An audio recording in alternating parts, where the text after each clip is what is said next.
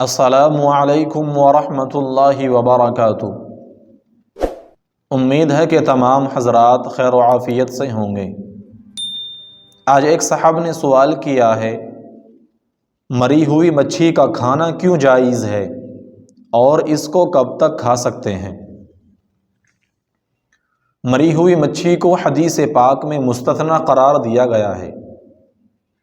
احلت لنا المیتتان السمک والجراد، ہمارے لیے دو مردار حلال کر دیے گئے، دو مرے ہوئے جانور ہمارے لیے حلال کر دیے گئے، ایک مچھی اور دوسرا ٹڈی۔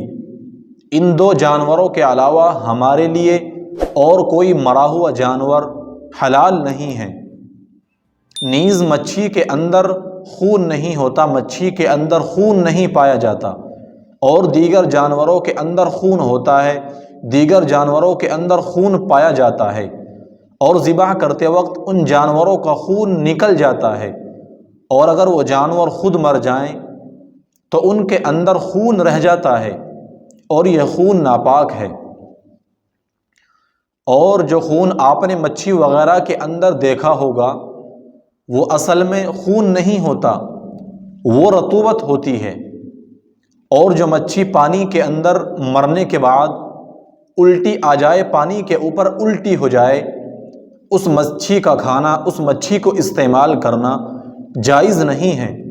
ہاں، اگر آپ نے مچھی کا شکار کیا ہو، آپ نے کانٹے کے ذریعے مچھی کو تالاب سے پکڑا ہو اور وہ پانی سے نکلنے کے بعد مر جائے، جیسا کہ مچھی کی خاصیت ہوتی ہے، وہ پانی سے نکلنے کے بعد فوراً مر جاتی ہے، اب چاہے آپ اس مچھی کو فریج کے اندر رکھیں یا برف کے اندر لگائیں، جب تک یہ مچھی خراب نہیں ہوتی آپ اس مچھی کو استعمال کر سکتے ہیں، اس مچھی کو کھا سکتے ہیں۔ اس مری ہوئی مچھی کا کھانا جائز ہے۔ ہاں، اگر یہ مچھی خراب ہو جائے پھر آپ اس کو نہیں کھا سکتے، اس کا کھانا جائز نہیں ہے۔